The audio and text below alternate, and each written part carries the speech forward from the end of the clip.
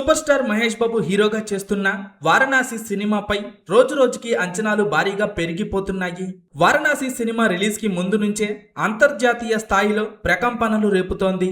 భారతీయ cinema హద్దులు దాటి global audience ని లక్ష్యంగా చేసుకున్న ఈ సినిమా ప్రమోషన్స్ పరంగా కూడా విదేశాల్లో భారీ రెస్పాన్స్ ని సొంతం చేసుకుంటోంది.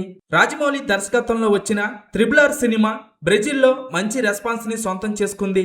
అయితే ఇప్పుడు బ్రెజిల్లో కూడా వారణాసి సినిమా హడావిడి నడుస్తోంది. అక్కడ ప్రజలు వారణాసి సినిమా కోసం ఎంతో ఆసక్తిగా ఎదురు చూస్తున్నారు.